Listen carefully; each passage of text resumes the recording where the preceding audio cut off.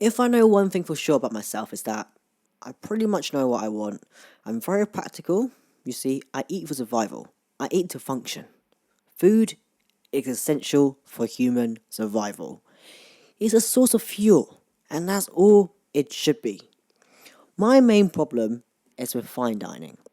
There are over 150 Michelin stars restaurants in Hong Kong, all in this little small tiny island. The fancy tablecloth with a 3-month wait list, a guide, all created by this white fat man from the garage. As if we don't listen to white man enough in the world, we have to listen to the fat one from the garage.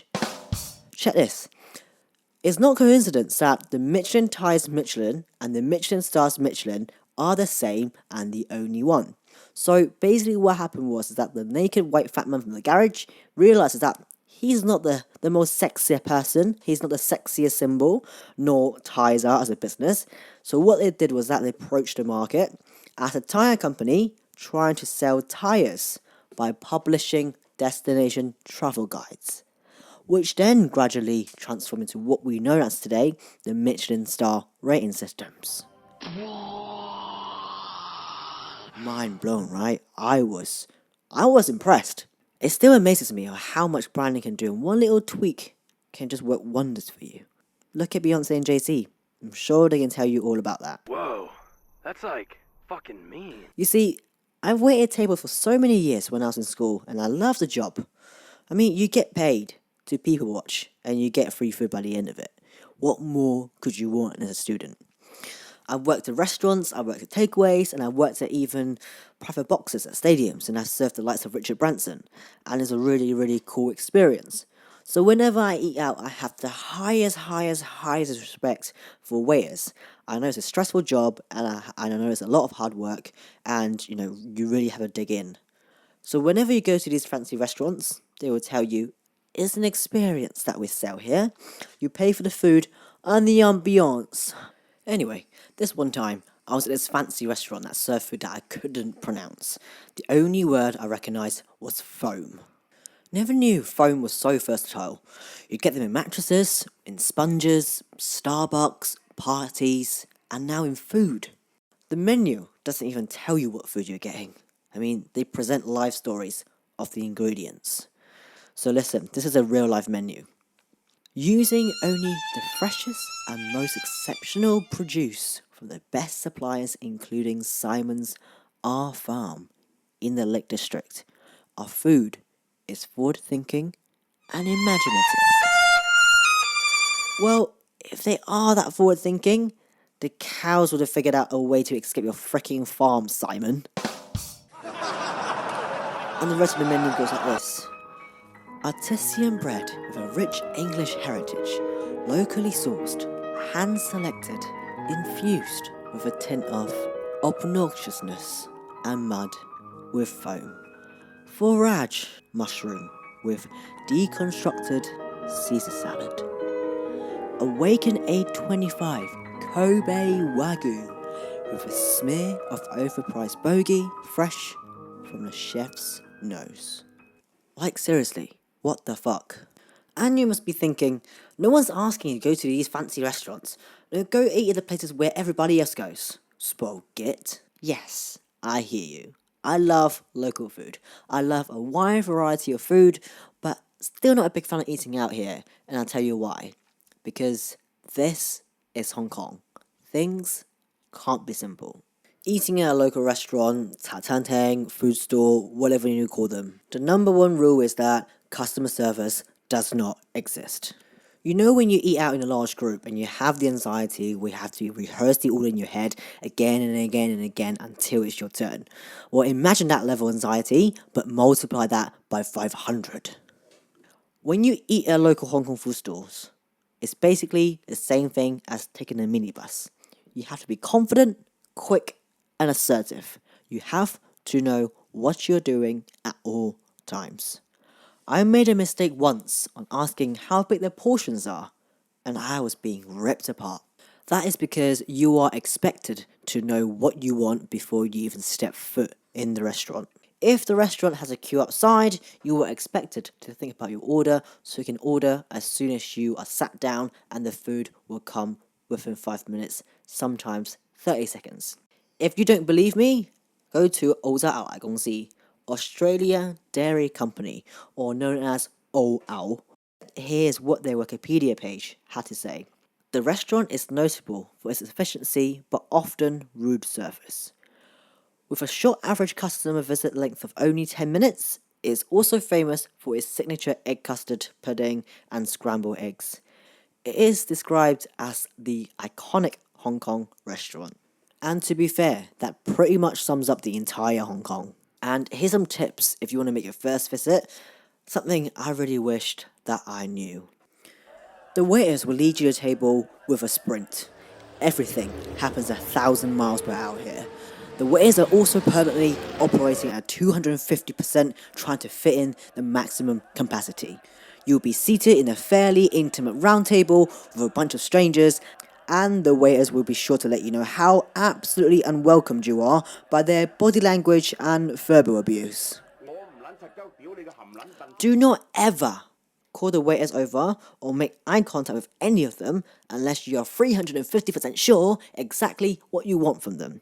You should keep your order to a minimum word count and use a slang, and if you start with please may I have and pause, you will get a smackdown by them and they will probably just leave. But the good thing is, the food is always making up for it.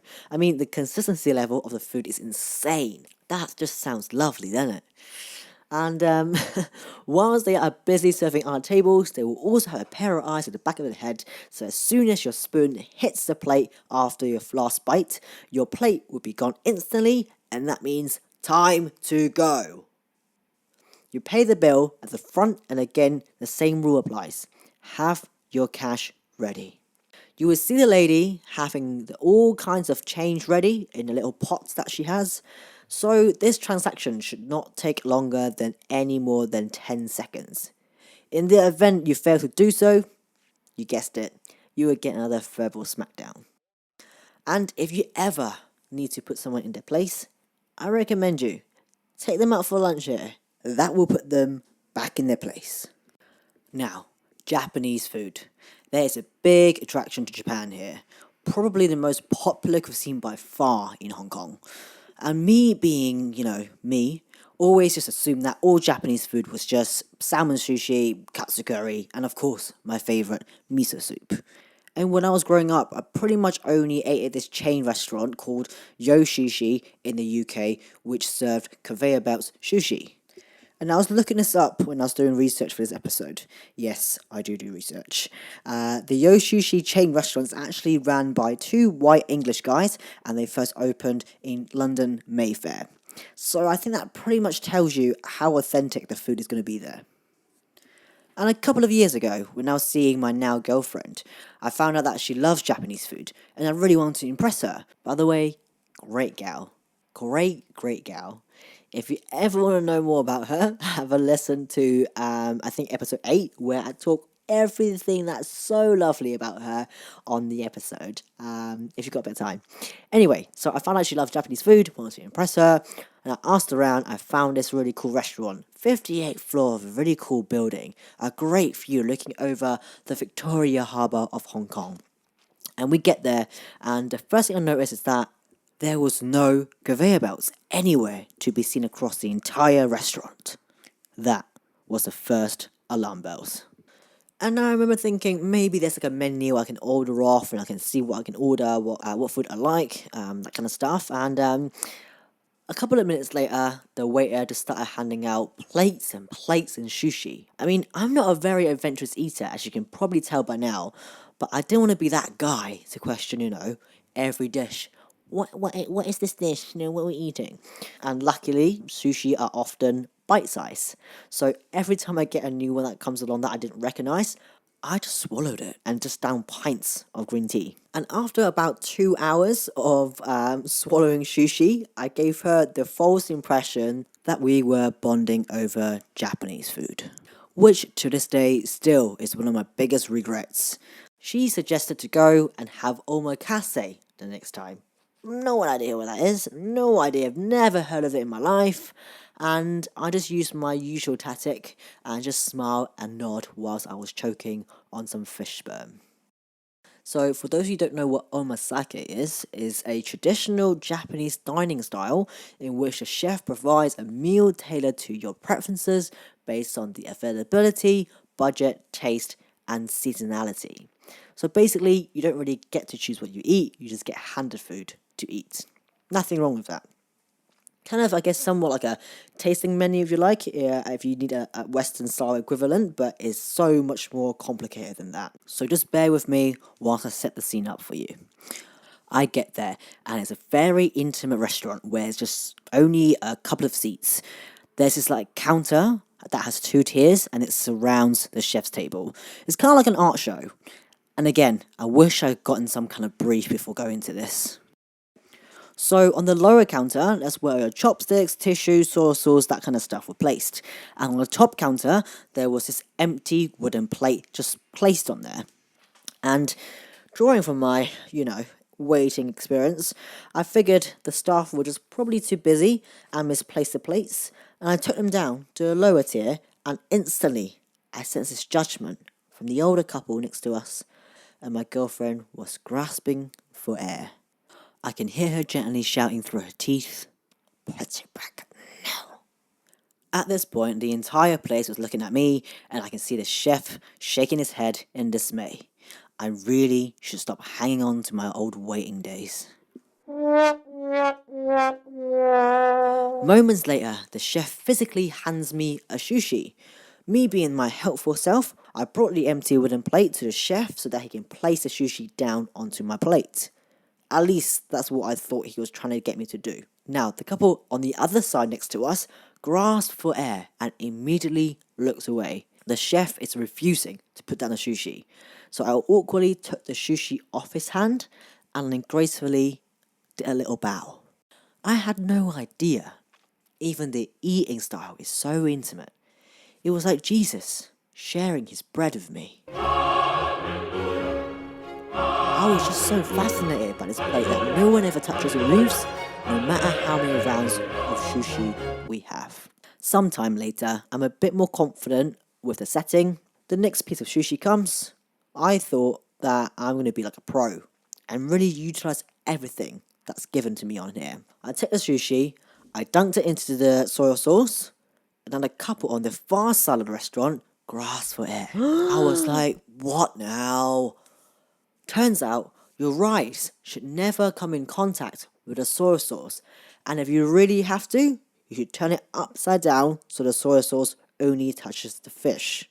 And later on, I also found out you're not even meant to add any soy sauce or wasabi on there because the chef is meant to put just the right amount onto each piece, and only a clown would add any other thing on, and that you are basically disrespecting the culture and the chef himself. So why do you have these things as an option on there? After this 2 stressful hours of judgment from every single person in the restaurant, including the cleaning lady, I got off feeling that they didn't want us around there anymore. So we paid a bill and then we left.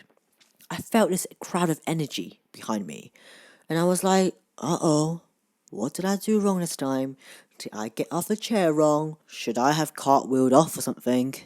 So I turned around and the entire staff and the chef was right behind us.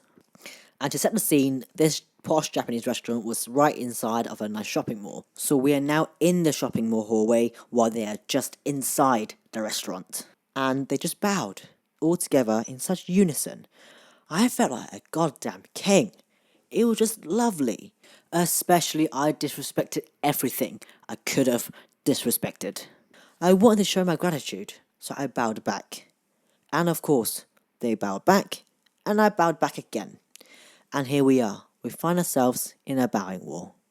My girlfriend had to physically stop me from bowing again and again after the 4th bow next to the fricking Abercrombie and Fitch. People around have to see me bowing to a wall for 5 minutes straight.